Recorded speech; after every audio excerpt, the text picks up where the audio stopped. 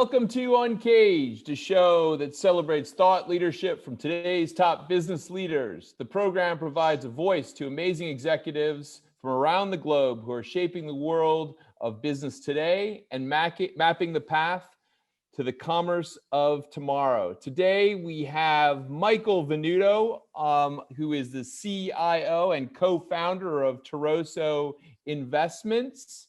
Thank you for being with us, Michael. It's great to see you, Ben. I'm excited to talk with you folks today. So Michael has an incredible background, and we'll go into it. Most recently, he is the co-founder of Toroso, which for me is one of the pioneers and leaders of advisory services and the creation of solutions around exchange-traded funds. You probably do many, many more things than that. But what I have here is that Toroso is a registered investment advisory firm whose investment philosophy is focused on a simple, diversified asset allocation approach, which strives for consistent performance while accommodating the client's economic point of view. Wow. Risk tolerance. We don't have to go any further. Right. That is impressive. But yeah. I know really that the big thing. It sounds like somebody with a marketing degree wrote that. Exactly. Yeah. But I know really that this is very much a company built around exchange traded funds. And Michael has become one of the world's leaders in the ETF space. He has I don't even know what the name of the show is now. We got two shows now, actually. We have Get Think Tanked every Thursday, and then we have the Think Tank Exchange, which we do a little more formal, usually Tuesday or Wednesday mornings. So both of those shows are spectacular and really, really helpful for everyone that is working in the ETF marketplace. And so, Michael, I really want to kick off because ETFs have changed everything for investors. And I wanted to get a better sense of how you got here. Tell us a little bit about yourself and your career to date. Sure. So I always say that the investment world was more attracted to me than I was to it. I kind of fell into this. I studied philosophy and religion down in North Carolina. Late 99, 2000, I came back to New York City, or I guess it's more Queens, to help my grandfather settling some estate issues and things. I spent a lot of time fishing, and I spent a lot of time with some old friends from when I was a child. One of them I can only describe as the caricature of Joey Tribbiani from Friends. But he was my age. He was 22 or 21. How you doing? Yes, exactly. He was 21, 22 years old, and he's driving a Lexus. And I was like, well, what do you do? He goes, I work on the stock exchange. I was like, well, what do you do there? He goes, I don't know. And I thought, I'm going to write a book about this. I'm going to go get a job working where my friend XYZ was working and learn about it. And I'm going to write this expose on greed and everything. I made a couple phone calls. I bought a cheap suit, or my grandmother bought me a cheap suit, and I took a job running tickets on the stock exchange. Oh, wow. Yep. I was there about 6 months in the height of all the bubbles and internet 1.0. Fell in love with it. It wasn't quite, it's not what all these vigilantes are going after right now, right? It was different. It was much more of a meritocracy. Most people there were way more blue collar than you would expect, well, back then at least. Mm-hmm. So I quickly made my ways up the ranks. I took a investment job at a big wirehouse firm. I learned for a year and a half what not to do. I made those 700 calls a day. I made it through 9/11, and then I joined a small boutique hedge fund shop. They had under $1 billion in assets. I was like the 4th or 5th employee. Wow. And we made it to 40 billion. so it was an amazing thing to participate in. About halfway through that career, we started to see ETFs get launched, and we started to see them affect the value of the stocks that we owned in the mutual funds and the hedge funds and the SMAs. And rather than run from it, we decided we need to protect our business from this new exchange traded fund concept. So we became angel investors in a lot of big companies that exist today. I'm not going to like name drop, but we, helped a lot of them get started. In that process, we got to learn about them.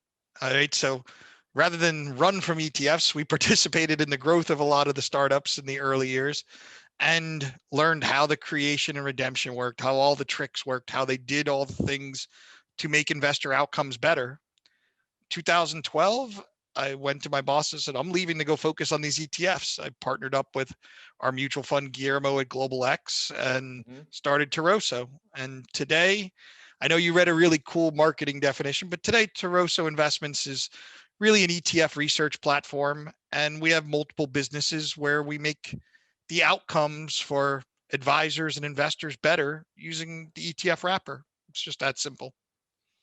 So was that too long or too short? No, Michael, I think that's great. That's really spectacular. And I certainly think that we've lived through that period where the ETF has really risen to prominence and surpassed probably its elder brother of the mutual funds and become the new vehicle for investors. But today, as we think of the ETF and where it is, tell us a little bit where the ETF is in the marketplace today, and why is it important for businesses and individuals to think about?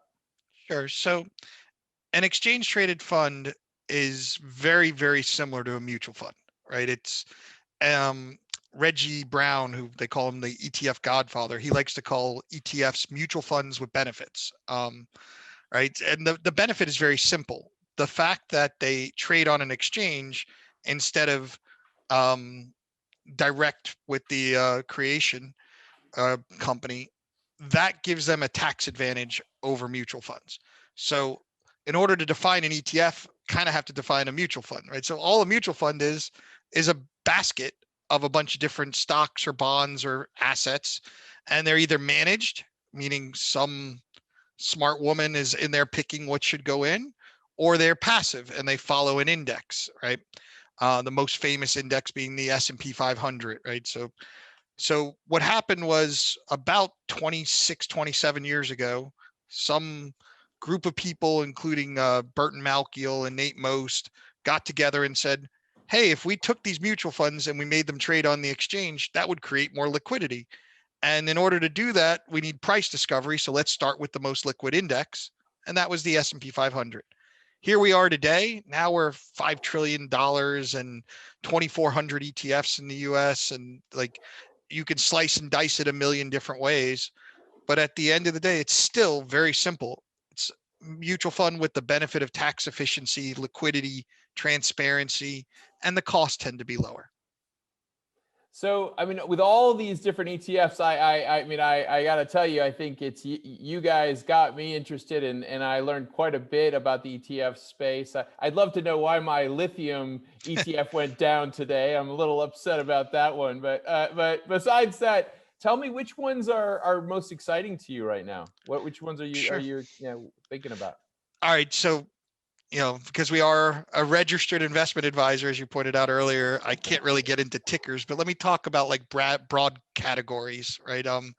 So probably the most exciting area has been thematic ETFs, right? So you mentioned lithium ones. We're involved with a blockchain one. We're involved with a gig economy one.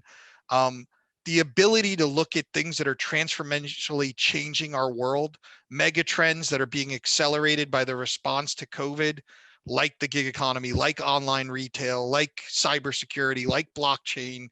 Those things are super exciting, and we definitely see that engaging a whole new class of investors, right? That's the Robinhood crowd or the Wall Street Bets crowds. They're in there.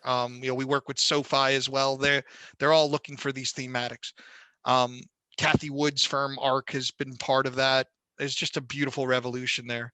I would say I'm more excited though about this next phase, which will be these big bad hedge funds that everybody's chasing right now. Well, they all realize they're toast with these e-liquid wrappers. A lot of them are now moving towards the transparency of the ETF wrapper. right? They're now embracing the lower fees. I think that next phase is going to be the old way of doing things, embracing the new structure. And with embracing the new structure, it decentralizes. It's a form of decentralized finance in that they can't hide. They can't overcharge. It's literally democratizing access to the IP that has historically been reserved for the uber wealthy. Right. So, yeah. I think that is one of the beauties I love about ETFs is that transparency. You really can kind of look at the component pieces, really get a very clear take on it, and certainly all of the other benefits that you've outlined. And I would say, Mike, that one of the key things is you guys at Toroso have created a wonderful team and incredible chemistry that I see with all of the team members, as well as just kind of a wonderful vibe and culture around the ETF industry. I mean, tell me right now, with everything that you guys are working on, what are you what are you enjoying the most? Sure. So I'm a big fan of the Simon Sinek start with why concept. I think it's one of the most downloaded YouTube videos in history, but if you haven't seen it, it's any entrepreneur should start with it. Mm-hmm. And the concept that he talks about is having a why. And when we formed Toroso, we created kind of a why statement. Why the hell are we doing this? Right? I could continue to work at any financial firm, have a very high salary, but that's not why I wanted to live, right? I hated that, not the salary part.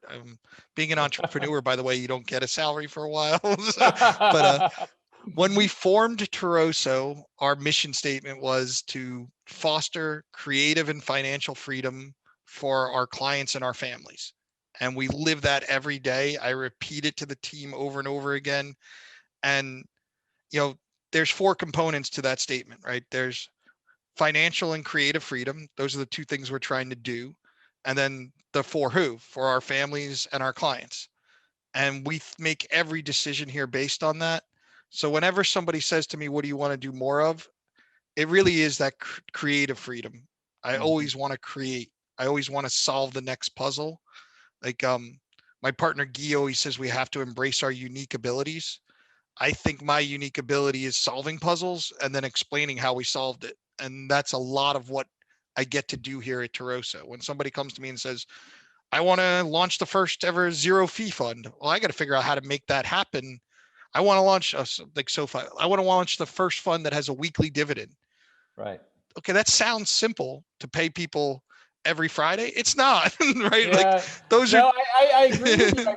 I think that's actually one of the most exciting things about the space is to bring together kind of the hardcore logic and the efficiencies, sometimes the cruel efficiencies of a marketplace, with really the creativity of how to bring all of these elements together, right? And Yes. you guys at Toroso have done a fabulous job with that, and obviously that's why your ETFs as well as your clients are doing really, really well. I mean, as you look forward to the next couple of years, I mean, today, yesterday, we're seeing all of this insanity with Robinhood and GameStop, but I mean, that's kind of a blip, I imagine, in a broader trend that you're seeing. I mean, what's your hope for the marketplace as we go forward? More decentralization. Um, I mean, I hope your audience isn't Goldman Sachs and Morgan Stanley and UBS, but that old world is breaking down, right? And the money is transitioning from people who are willing to pay insanely high fees to trust some silly brand to more of a decentralized, creative place where we all participate in the growth. For investors, this is the greatest time to ever be alive, like because access has never been cheaper. The gates have never been lower. If you want to participate, not only can you participate, but what we've seen in the last couple of weeks with Wall Street Bets and Reddit and everything is you could take down the old school, right? Like so Yeah. I'd mentioned we're involved with the blockchain fund. I've did an interview a couple years ago where I said the greatest threat to ETFs is the acceptance of blockchain. Because once you tokenize every stock, then you don't have to pay the New York Stock Exchange for clearing, and you don't have to pay XYZ Bank for custody, and you don't have to pay XYZ distributor for compliance. So instead, you just pay a toll to the owners of that blockchain. So I love the fact that we're moving from trusting old school institutions to computers and rational thought. Right. And we try and stay at the forefront of that here at Toroso. Yeah, I mean, I think it's interesting. Think about like what's happened over the last 48 hours. In some ways, you have a blending of some of the most sophisticated systems with people that are being so counterintuitive that they're finding ways to benefit from it. That it's probably what we're going to see in the future, which is that you get so logical that the most clever illogical strategy may end up being being the winner. You're hitting on the most obvious fact about finance that everybody misses, and it's that economics is a social science, right? I deal with, not anymore, but when I used to have direct clients, engineers, doctors, scientists, they come in thinking that the market can be like mathematically mapped out and that you can create some logarithm that's going to always figure it out. No, this is a social setup. It's so things like, a group of unknown investors getting together throws a big monkey wrench in everything. I had a call on our show yesterday with one of the guests, and we got into the idea of, had COVID not happened last year, would the stock market have been up? I mean, I don't know if everybody realizes the stock market was up like 17 point X% last year. Without stimulus, would it have been up? I mean, there was a lot of other stuff that went wrong. So I think it's a hard argument to say it would have been up. And then you look at it and go, wait a minute, how was it up? We had like record unemployment. We had, I mean, everything on Main Street is closing. So Wall Street bets is nothing compared to the manipulation that the Federal Reserve and hedge funds have been doing for the last 25 years. Well, listen, Mike, I'm very happy that I know people like you that can help me understand some of this craziness that we see sometimes in the marketplace. And certainly, I completely agree with what you're seeing in terms of like the moves towards decentralization going forward. We've seen that in almost every area in our lives, and so I don't see that changing. But thank you so much for coming on UNCAGED today. It's been great to talk to you about ETFs, about Toroso, which is turning out really kind of building into a spectacular business, providing some of the more innovative ETFs out there and advising companies on how they should be building out their own strategies in that space. Thank you so much for being on UNCAGED today, Michael. UNCAGED is a show that gives a voice to amazing executives from around the globe who are shaping the world of business today and mapping the path to the commerce of tomorrow. We've had Michael Venuto, who is the CIO and co-founder of Toroso Investments, which is one of the leaders in the ETF industry today. And we've been talking about probably the most topical topic in the world right now, which is what's happening with the investment marketplaces today. Thank you so much, Michael. Thank you. I enjoyed the freedom here, and I'm going to go back to my cage now. Great. Talk to you soon, buddy. Bye. Bye.